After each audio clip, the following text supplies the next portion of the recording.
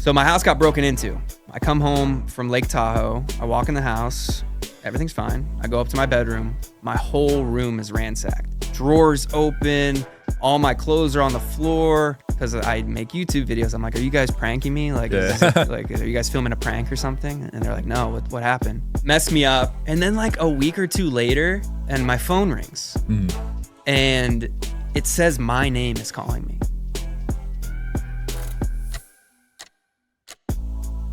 All right, guys, we got Mark Dohner here today. Thanks for coming in, man. Thanks for having me, dude. Yeah. Are you still in Germany or you left?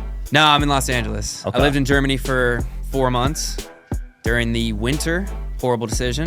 Don't ever do it. But yeah, back in LA, and now I'm in Vegas, baby. All right. Yeah. Poker tonight. Yeah, my first time playing, actually. It's literally your first time? Literally, I've never played a hand of poker in my life. Dude. I've been like testing on like the apps and stuff. Yeah. A lot of patience I'm learning. Lot. But tournaments are a little different. This one is a turbo, so. What's that mean? It's only 6 hours, so you're going to be going all in a lot, basically. Really? Yeah, because typical poker, you could take your time. Yeah. You know, cash game. I feel a little disrespected heading into this tournament. Really? I'm the lowest odds to win. What were your odds? Plus 7,500. Holy crap. I thought I was the lowest. What are you at? Plus 5,000. Dude, the disrespect. Maybe because they just have an inkling that I've never played. I mean, it's my third time playing. Plus, So they know, my yeah. table is insane. I got 3 pros on my table. See, I think that's a little unfair. It's a celebrity poker tournament. Why are we putting pros in? I'm with you on that. That's too much of an advantage for the other Yeah, people. it should be all amateurs, right? All amateurs. Yeah, man. Level the playing field. You're all in on your pod right now, right? Yeah. That's the main thing for you? Yeah. Doing the podcast, and I just started back up on my YouTube vlogs. Okay. I did daily vlogs for 2 years. Damn. And yeah, honestly, I like look back at that part of my life, and I'm like, how did I film my life every single day for 2 years? The burnout must have been insane. The burnout was crazy. And then I stopped for a little bit. I started up the podcast, and then did like maybe 2-3 a week, and then a podcast a week, and then honestly took a break for a while. I just felt creatively burnt out. And you know, when you film your life every day for 2 years straight, you kind of just start to run out of ideas. And I'm sure, you know, well, you have, you know, multiple guests, but Yeah. the podcast, you kind of start talking about the same things. So I just took a little bit of a break, but now I'm inspired again and, I love it. back on it. So Yeah, definitely with podcasting, if you have on the same type of people, it could Yeah. get repetitive. exactly. You end up like just like recycling For stories sure. too. That's why I mix it up. Like today I had a chess player on. I had a music producer on. I don't ever do the same topics. I like that about your podcast because I feel like a lot of podcasts are very driven by the same guests. Yeah. You know, everybody has Jordan Peterson on, or Yeah. they have Theo Vaughn, or you know what I'm saying? It's like, it's really cool to see like interesting people who aren't necessarily like the guy. Right. You know what I mean? And I'll mix those in. It's the game we play. We got to get views, but I course. won't, because some podcasts is the same 10, 20 people. Like, Exactly. They just, especially like- the comedy ones, they Yep. just rotate. They cycle the same people. Yeah. Did you feel like that was happening with your show? Not so much. I guess the reason I started my podcast back up is when I initially did it, what I learned was when I was having guests on that I was interested in talking to, it wasn't performing well. And this is before YouTube Shorts. This is before TikTok. Yeah. And then when I would just talk to my buddy George, they were doing amazing. People loved to see me and my buddy George Jenko. He has his own podcast now. So we did one together. So I just kind of more so leaned into that because it was a little more successful for me. And then, you know, TikTok came around, and I'm like scrolling through TikTok one night, and I'm like trying to figure out what's next for me.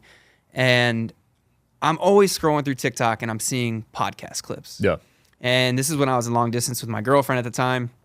I was bored. I got into bed. I was scrolling through TikTok, and then I threw up Instagram, and I saw a buddy of mine, Spencer Stone, who I had on my podcast. It was like the 8-year anniversary. He stopped the Paris train attack. There was a terrorist attack in Paris on a train. He stopped it. It got stabbed, gun jammed twice. Like, he has an insane story. So he posted 8-year anniversary of that. And I was like, you know what? I'm bored right now. I have nothing to do. I'm just going to go edit a clip. So I get up out of my bed. I go edit a clip. It's like maybe 6, 7 o'clock at night. I wasn't going to bed. I was just chilling in bed. Yeah. Edit the clip, and I posted it like 8 p.m., 9 p.m. And I'm like, it's doing horrible because I hadn't posted any podcast clips on my TikTok yet. Right. It's doing horrible, and I was like, maybe I should delete it. But I was like, you know what? I'll wait till morning. So I go to bed. I wake up in the morning, and it went viral. And I was like, oh, all right. People are interested in hearing this guy's story. So I posted part 2, and that went viral. And then part 3, and then I was like, all right, I have a backlog of about 100 episodes of guests. I'm going to start editing my old episodes down and post them on TikTok, new platform, new audience. Right. So then I uploaded a interview I did with this guy, Kevin Hines. He jumped off the Golden Gate Bridge when he was a teenager, and he survived. And he's one of very few survivors. And I edited his clip down on a flight back to Ohio, actually. I posted it on a Spirit Airlines flight. Shout out to the best airline in America. Posted it, and... They had Wi-Fi on there? Yeah. It took like... It was probably like, it was like a 5-minute clip. It probably took like 30 minutes to upload. Holy but I was crap. like, I edited it on the plane. I'm like, I'm uploading this now. And then that one did like 28 million views. Damn. And I was like, On all right. TikTok? Yeah. Holy crap. I was like, all right, I'm bringing back my podcast because I found what worked, I guess. Right. And for the longest time, I didn't really know what worked. And it's interesting that you can like have an hour-long episode of a podcast, and it doesn't maybe do too great, but then you upload a 60-second clip to TikTok, and it just reaches a huge audience. Dude, I'm in the same boat as you. I'll get like 10, 20K on the long form, which isn't that great compared to the bigger shows, but my clips just get millions. And it doesn't make sense because the content is obviously there. It's all about the algorithm and the audience. Right. So it's like your hour-long episode has quality content in it, so why aren't people watching that? Yeah. I think it's like, that's something that I feel like YouTube has to figure out.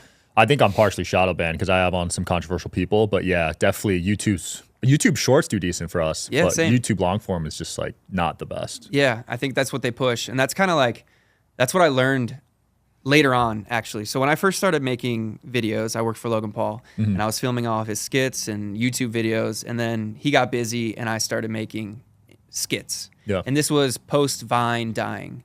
And this is right when Instagram introduced like 15-second video. So I started making Instagram skits at 15 seconds, and they were doing pretty well. I didn't really have a big audience. I had access to a lot of like the Viners because they were all living in that 1600 Vine building. So I had some good cameos. They were doing pretty well. And then Instagram introduced 60-second video. And then I started uploading 60-second videos. And all my stuff was just getting millions of views, and I only had like 100,000 followers. And you know, the big Viners in the building, I remember Rudy Mancuso coming up to me in the gym, and he's like, dude, how are your videos performing so well? I was like, I don't know. I mean, maybe they're just good or whatever. But looking back on it, when a platform introduces a new feature and you attack that feature, they push you. Facts. So I didn't know it at the time, but they just introduced 60-second video. They're looking for 60-second videos. I'm making 60-second videos. They're pushing me. So that's like the same thing with shorts. You know, they introduce shorts. It's like attack the feature. They introduce TikTok. You can do more than a minute. Attack the feature. Same thing with Instagram Reels. If you just attack the new feature, then you're gonna get pushed. Yeah, Reels are crushing on IG for me. Yeah, so TikTok right now over 60 seconds they're pushing. Yeah, That's good to know. And then I get notifications too. Like, and I don't know if there's like, I've tested it. I haven't really seen anything. But if you upload in landscape and it's over 60 seconds, apparently they're supposed to boost your views. Interesting. Yeah, they're doing a bunch of stuff like Dude, that. the money on TikTok's my highest paying right now out of every platform. It's crazy. It's nuts. I'm making more money off of a 1.5 minute clip on TikTok than I would off like an hour-long YouTube video. For real, same. It's nuts. And it's way less work. So easy. Yeah, because for me, I've outsourced editing. I mean, you're an editor, so that makes sense why you're doing it. But yeah, I just wake up, clip will have 1 million views. I'll get like $500. It's like, all right. Yeah, it's it's interesting because I don't know what it is that I do in my edits because I tried to outsource an editor and it just wasn't clicking. Yeah. And I finally just outsourced an editor and they're doing clips for me. But It's tough, dude, to find a good one. yeah, but they finally figured it out. That's and I don't good. know if I had like a formula or what because I do it a little bit different. I kind of structure them like I structure my vlogs. I'll have a hook in the beginning and then do like a little intro tag and then get into the question. And I think that helps lead with the juicy part. And Yeah, hook first the few viewer. seconds are key because people will Crucial. just scroll if they're not interested in 2 seconds. But what is interesting too, like, you know, you can have one pop off, do millions, and then the next one does like 3,000. Yeah, no, TikTok's so inconsistent. It's so inconsistent. Yeah, for me, it's like 1 out of every 10 videos will hit 1 million. Yeah, It's like super random. doesn't make sense. No sense at all. Next video will have 3,000 views and I'm depressed. We're talking algorithms over here. Yeah, but IG is consistent for me. IG Reels always hit And how many times do you post in a day? 3 to 4. Yeah, What about you? not enough. Yeah? I'm trying to, my Instagram, I'm trying to push my podcast channel. I converted, I had 2 Instagrams. I had like a backup account. Yeah. And I switched the name to like podcast and it's not, I had one finally pop off, did 1 million views. Nice. But that's been a struggle. Yeah. If you don't already have a following on Instagram, it's very hard. Yeah. Yeah. For me, I spent so much money in 7 years on Instagram growing it that is finally paying off. That's good. Yeah. So you and George had a show before his show? Yeah. So I had a podcast. I called it Living Large. And then I did a few episodes with George. And then I changed the name to the Two Men Show. Two Men? Two Men. What does that mean? Two men. Oh, Two Men. But I say it like that because I saw the Truman Show. Oh, got it. And I loved that movie. One of the best movies ever. And I like modeled it as like, oh, it's a podcast within a podcast because I already had my Living Large one. So kind of like the Truman Show, world within a world. That makes sense. And we did that for a little bit. And then he got off of it. And then he started doing his own. And he's had tremendous success. I'm super happy for him. Dude, he's killing it. Killing it. He's got an amazing guest. Yeah. Just like crushing the game. And I'm proud of him for finding his lane. That's so cool. So when he was co-hosting Impulsive, was he co-hosting yours or was yours before that? No. We actually did. So we were really good friends. We had a little bit of a falling out. Over the podcast?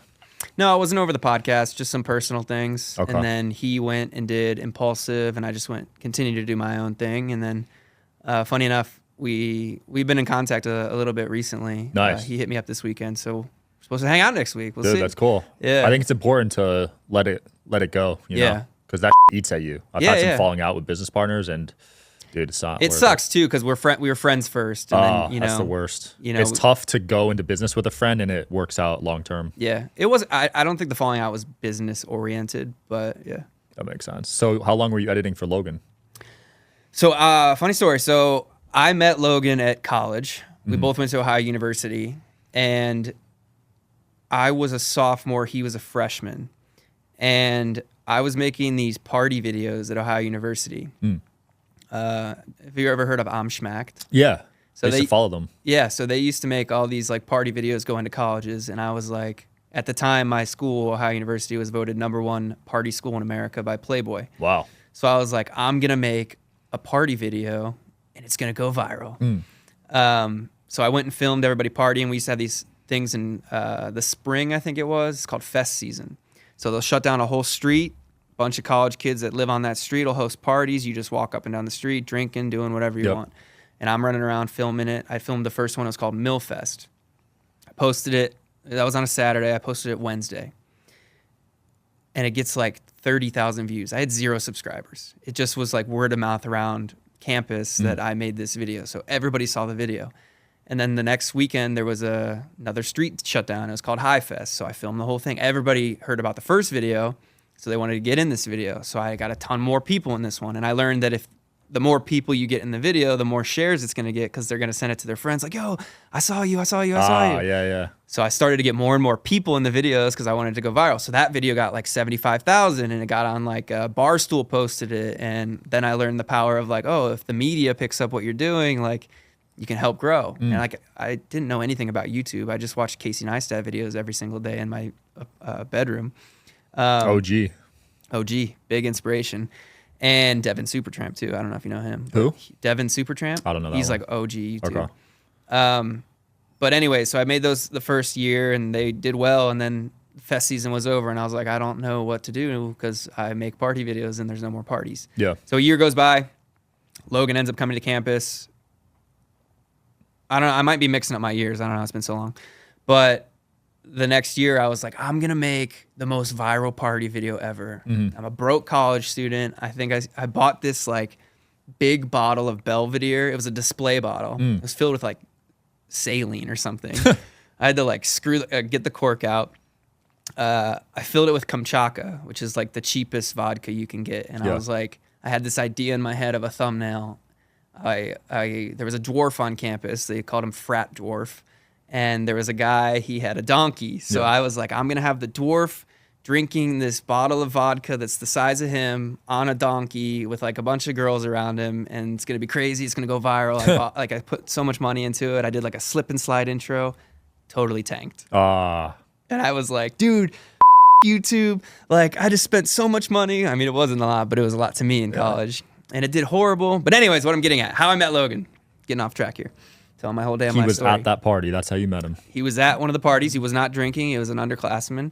And he saw me filming everyone. And that's how we connected. And I threw him in the videos. And then Was he big at the time, or was he just? He was big on Vine. Okay. Probably had 500,000 on Vine, maybe $1 million, probably, early on.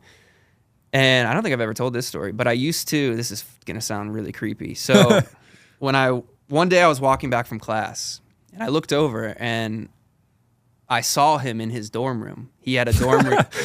He had a dorm room and he like had a computer right in front of the window. Yeah. And I was like, oh, that guy lives there.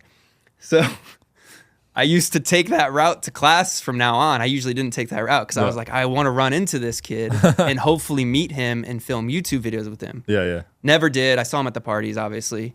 And then I just was like, screw it. I think I DM'd him on Twitter and I was like, hey, bro, I make those party videos. Would love to help you with your YouTube. And then he lived in Cleveland. I lived in Cleveland. So then in the summer, we just went up there, filmed. He moved out to Los Angeles. He's like, hey, come with me. I was like, I can't, dude. Like, I've already done a couple years of college. I'm not I don't have millions of followers. I'm not making the money so he you're dropped making. out. He dropped out, yeah. Yeah. And he wanted me to come to LA and be his videographer. And I was like, I got to finish my junior year. So I took enough credit hours my junior year so that I could finish online from Los Angeles. So I took I found out what all the courses that you could take, that you had to take on campus. And I took all those my junior year. Yeah. And I saw which ones were offered online. And I took those from living in his closet on an air mattress in Los Angeles while working for him. So yeah, I flew out here after my junior year of college, summer, slept on an air mattress in his walk-in closet. I had like a tiny twin air mattress, clothes hanging above me. I'm taking online classes at Ohio University, editing his YouTube videos because he was starting YouTube at the time. And then he had this little Honda Grom because I didn't have a car out here. I'm 6'3", and this spike is literally like, I'm not even kidding, like lower than this table. Holy crap. I literally, you seen that Dumb and Dumber? Yeah. Bro, I was driving to CSUN from Hollywood on the 101. Cars are like zooming past me. It only goes 50 miles an hour. And I'm just like going to take these proctored exams so I can graduate college. Yeah. But yeah. That's wild, man. So you were a day one for him. Not day one, but Ohio University. Before his YouTube, that's very early. Like, his YouTube took off from there. That's cool, dude. I was in the vlogs. We lived together, but I didn't edit those. You were more behind the scenes. Yeah, I was helping him film his skits. Majority of his Instagram skits I filmed and helped edit, and then his early YouTube videos on the main channel. Cool. Did you see him taking off like the way he did? Yeah, it's insane. I mean, he's a genius, dude. I learned so much from him, and I wouldn't be where I am without him. Like the knowledge that he taught me, and just like what you talked about, the first few seconds are important. I would just study him and what he did and how he saw things. I saw things a little different from the technical side than he did, So that's kind of the only like differences we had in that. But he is a genius when it comes to marketing. And I mean, you've seen it. I mean, with Prime, billion-dollar company. He knows exactly what he's doing. He knows exactly what he has to do. And you can learn a lot from him. Yeah. Impulsive was actually one of the first podcasts I really watched heavily. Yeah? Yeah. I watched probably the first 100 episodes. Really? You watch every episode? Are you studying it, or are you at the time I didn't have this show, so I wasn't studying. But now looking back, I probably did pick up a lot of stuff from that show, because he went through a few co-hosts, I noticed. So that was important to me to pick out a really good co-host. And I had 3 as well that I went through. Really? Yeah. You went through a couple too, right? Yeah, I had George, and then I had my buddy Pearson, and then Are you solo now? I like doing the interviews solo. Yeah. And then I like to do like the Friends episodes. I do it with my buddy Iggy. Got it. Yeah. I got more comfortable, so now solo just works better for me. It's important to have someone that can add something. George is a really good co-host. Oh, yeah. I don't know what happened with their falling out. He was my favorite co-host. Yeah. I mean, I do know what happened, but I don't think it's public knowledge. I thought they publicized it, but I don't know. I don't think so. Okay.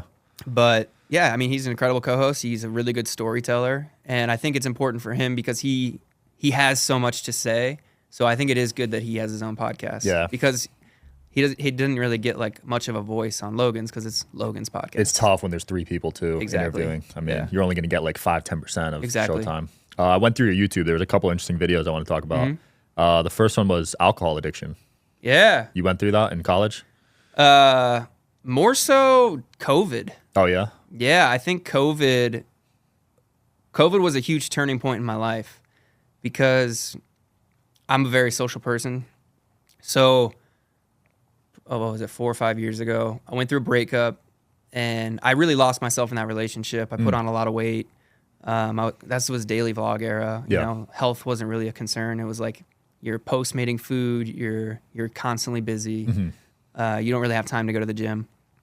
So I put on a lot of weight, went through a breakup, and then just got really into self-help and read this book, The Subtle Art of Not Giving a which really changed my life. Highly recommend it. And I started going to the gym every day, twice a day. I lost 40 pounds, got into really good shape. Nice. Started to feel amazing mentally. I brought back my vlogs. I was doing 2 or 3 a week. I was doing the podcast, crushing. And then COVID hits. And I start posting vlogs, and majority of my vlogs, we go do stuff. And I'm reading the comments, and people are like, you know, you shouldn't be out. Like, it's COVID. People are dying. Like, you're setting a bad example. Mm-hmm. So I like kind of let that get to me a little bit. So I moved into a house with my buddy in the Valley and started making like a lot of videos from home. He ends up booking a movie in Toronto. He was in the movie The Man from Toronto. And I'm in this big house in Sherman Oaks by myself and bored at night. So I start playing Call of Duty to be able to socialize with my friends because you can't do anything. It's COVID. Getting clapped online for doing stuff. Start playing Call of Duty. Next thing you know, I don't even know what happened, but for some reason one night I was like, oh, let me get some red wine. I never had drank red wine in my life except like the blood of Christ at church. Like I was not a wine drinker. And next thing you know, like I got super addicted to playing Call of Duty and drinking red wine while doing it. Wow. And I just spiraled, honestly. And it got so bad. I got to a point, I moved. So when I was living in that house, it got broken into. In Arizona? No, in the Valley. Oh, Valley. Oh, sorry. I forgot we're not in LA. In Sherman Oaks. You know where that is? I've heard of Sherman LA. Oaks, yeah. It's called the Valley. Got it. So my house got broken into when I wasn't home and when my roommate wasn't home. I come home from Lake Tahoe. I walk in the house. Everything's fine. I go up to my bedroom. My whole room is ransacked. Damn. Like drawers open. All my clothes are on the floor. I obviously noticed things missing. I call my buddies because I make YouTube videos. I'm like, are you guys pranking me? Like, are you guys filming a prank or something? And they're like, no, what happened? And I'm like, dude, my whole room is robbed. They only robbed my room. Wow. So I call the police. They come over and I'm like, why did they only rob my room? Like, is this like a hit, like a targeted attack or whatever? And they said, you know, most robberies, they just go to the master bedroom because that's where the valuables are. So I was like, all right. So that kind of messed me up a little bit. I'm living in this house by myself. My house just got robbed. The first night sleeping there, I remember I locked every door, obviously. I put a ladder in front of my door. I had a knife by my bed. I'd be doing the same thing. Dude, yeah, because I don't have a gun. I don't know what the gun laws are in California. But really hard, actually. Yeah. Messed me up. And then like a week or two later, I'm laying in bed. It's early morning, and my phone rings, and it says my name is calling me. What the hell? It says Mark Dohner is calling you. I'm like, this is what? So I answer the phone. I'm like, hello, and it's like, hello, is this Mark? And I'm like, yeah. He's like, I am a Russian hacker. I'm a big fan of you. And I was like, how'd you get my number? He's like, I am a Russian hacker. I was like, well, can you not call me? And he's like, yes, I am sorry. I just wanted to say hi. I was like, all right. That was it, though. Holy crap. What a weird encounter, right? He didn't want anything. Super strange. And then just weird things started happening. Like I got credit card fraud, and I was like, I'm going back to an apartment by myself. Bad idea. So after my breakup, I went to an apartment, lived by myself. Great time. This time around, just kind of like stayed home. I moved to like the east side of LA. No one wants to come over there. Isolated myself. Fell into like a pit of depression. And then I called my parents and I was like, hey, because they're from Ohio. Yeah.